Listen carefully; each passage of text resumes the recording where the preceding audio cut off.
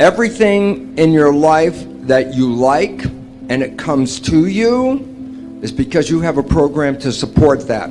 That's wonderful. That means that's great. It's going to come to you because that program is bringing it to you. But in contrast, this is the one that's important. Anything you work hard to accomplish, anything you struggle over to make it happen, anything you put a lot of effort in, I want this, I'm going to work like crazy, I'm going to get this. My first question is, why are you working so hard?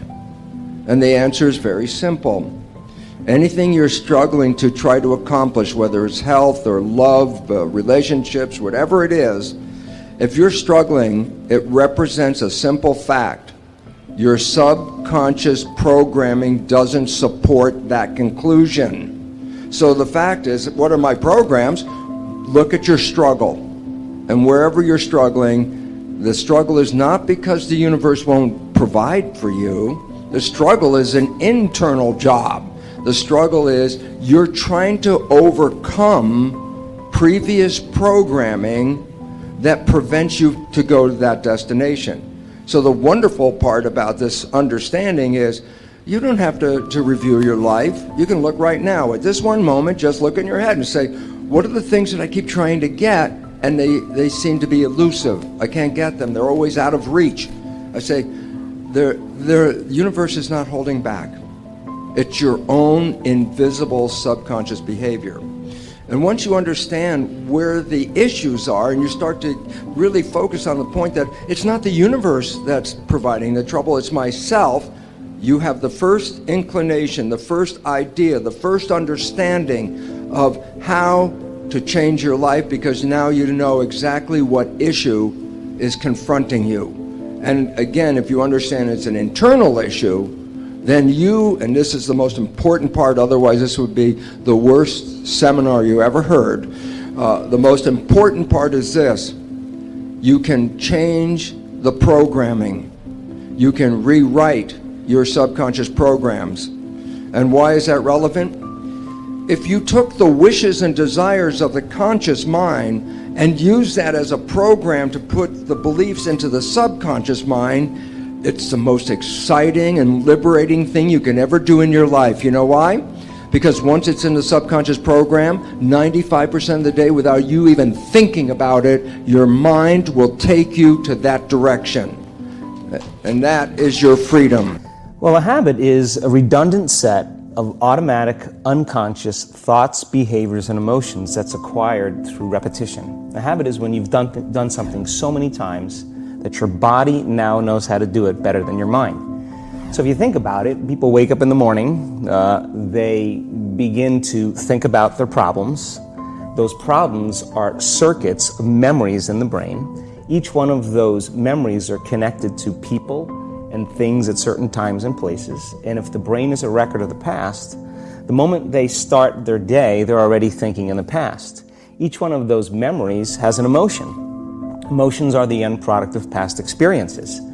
So the moment they recall those memories of their problems, they all of a sudden feel unhappy, they feel sad, they feel pain. Now, how you think and how you feel creates your state of being. So the person's entire state of being when they start their day is in the past. So what does that mean? The familiar past will sooner or later be predictable future. So if you believe that your thoughts have something to do with your destiny, and you can't think greater than how you feel, or feelings have become the means of thinking, by very definition of emotions, you're thinking in the past. And for the most part, you're going to keep creating the same life. So then people grab their cell phone, they check their WhatsApp, they check their text, they check their emails, they check Facebook, they take a picture of their feet, they post it on Facebook, they tweet something, they do Instagram, they check the news, and now they feel really connected to everything that's known in their life. And then they go through a series of routine behaviors. They get out of bed on the same side, they go to the toilet, they get a cup of coffee, they take a shower, they get dressed, they drive to work the same way, they do the same things, they see the same people, they push the same emotional buttons, and that becomes the routine, and it becomes like a program. So now they've lost their free will to a program, and there's no unseen hand doing it to them. So when it comes time to change, the redundancy of that cycle becomes a subconscious program. So Now, 95% of who we are by the time we're 35 years old is a memorized set of behaviors, emotional reactions, unconscious habits, hardwired attitudes, beliefs, and perceptions that function like a computer program. So then a person can say with their 5% of their conscious mind, I want to be healthy, I want to be happy, I want to be free. But the body's on a whole different program. So then how do you begin to make those changes? Well, you have to get beyond the analytical mind, because what separates the conscious mind from the subconscious mind is the analytical mind. And that's where meditation comes in, because you can teach people through practice how to change their brainwaves, slow them down. And when they do that properly, they do enter the operating system where they can begin to make some really important changes.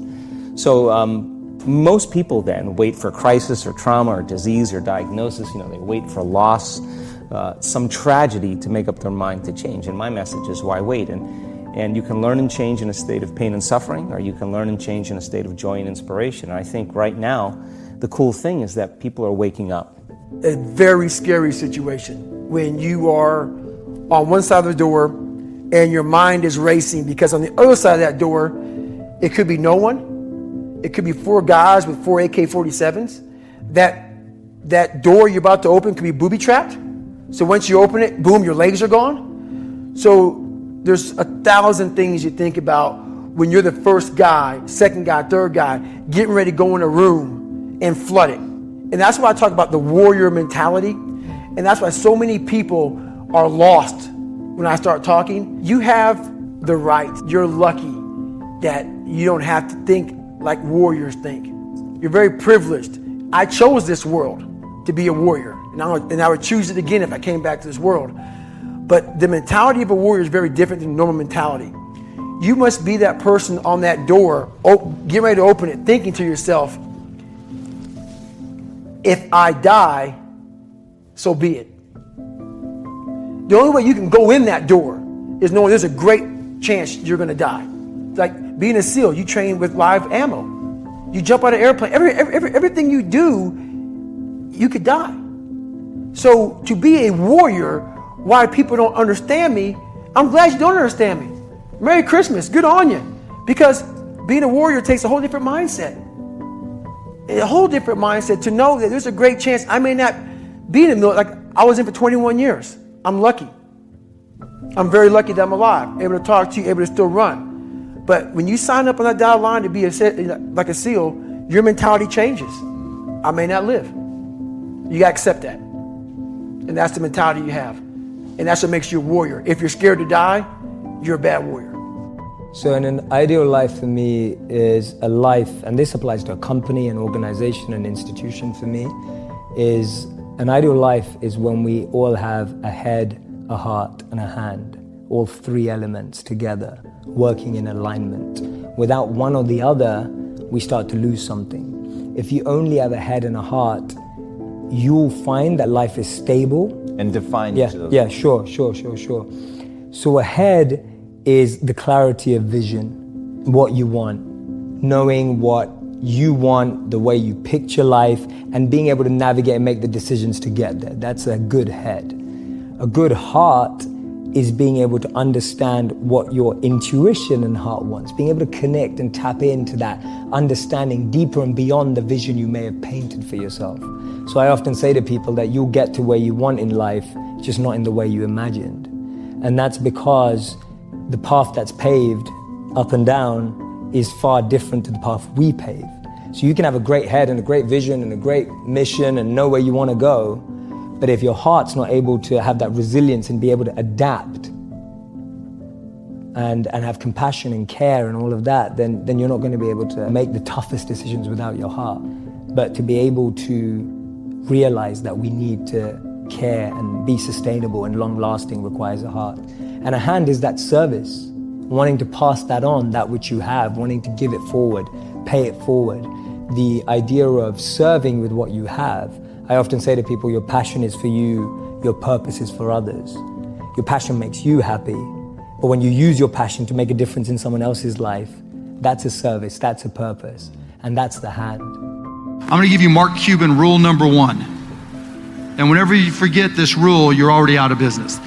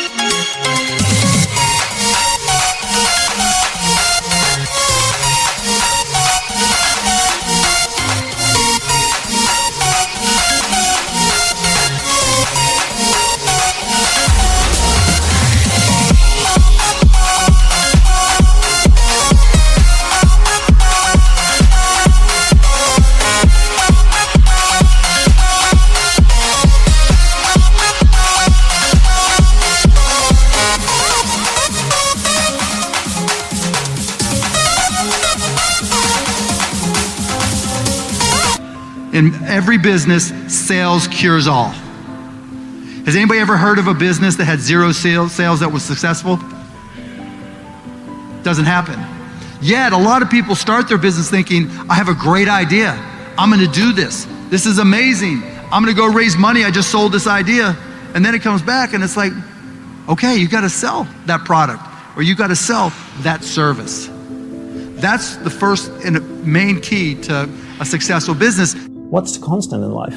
Because if we're just here on this planet to go through that cycle and they go like, that's a waste of time. It really is.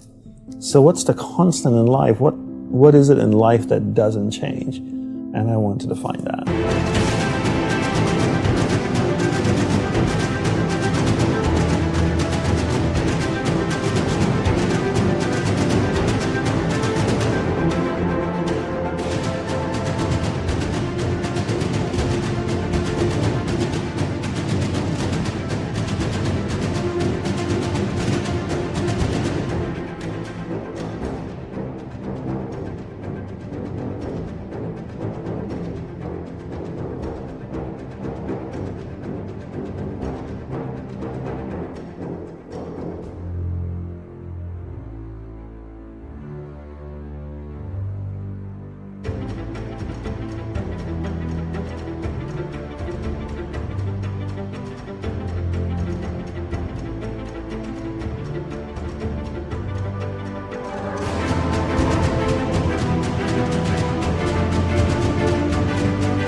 Was really the quest of my spiritual path. Here's the two challenges of life. Number one, the development of our full potential. That's challenge number one. Challenge number two is the wise use of all our resources. That sums up life in general. The development of all of our potential and the wise use of all our resources. One of our resources is time, and we talked about that. Well, this is your life. This is your career. This is your craft. This is your service to humanity. Why would you be checking your phone?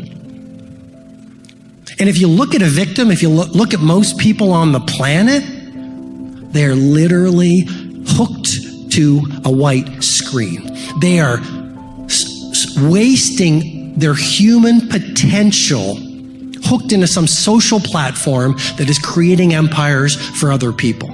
The day you got the diploma, you just got recognized for the success that you already were. Now that's very essential, because so many times people have a tendency to devalue the moment, today. What they do is they greatly value the destination. And so they kind of talk about, well, when I get there, or if I arrive there, or when I do that, or when I accomplish this. And they don't understand that success is a daily thing. And I'm here to share with you that the secret of success is determined by your daily agenda. We also have to play the infinite game. It's not about being ranked number one. It's not about having more followers on Twitter than your friends. It's not about outdoing anyone. It's about how to outdo yourself. It's not about selling more books or getting more TED views than somebody else. It's about how to make sure that the work that you're producing is better than the work you produced before. You are your competition. And that is what ensures you stay in the game the longest. And that is what ensures you find joy. Because the joy comes not from comparison, but from advancement. We've got to see ourselves the way we want to be, and then we have to live with it. People should say you should slow down. That's a bunch of crap. We should speed up. When we get into the success zone, everything in our life starts to change. You only have to know two things. You have to know where you're going, and you have to know that you're going to get there. Take your pen and write out how you want to live. And always start by writing, I'm so happy and grateful now that. And the second you write it, you've got it intellectually. The moment you impress it upon your emotional mind, you've got it emotionally. And it's only a period of time till it manifests on the physical plane. Yeah. Spirit works from a higher to a lower potential. We tap dance around the truth by finding the right words so I don't hurt you because you have thin skin. No, tighten up, people. It's okay. Trust me. It's okay. You might be called nigger one day. It's okay. You might be called some Jewish word or some faggot or gay word. It's okay. Let them call you that. What are you going to do now? They don't own your life.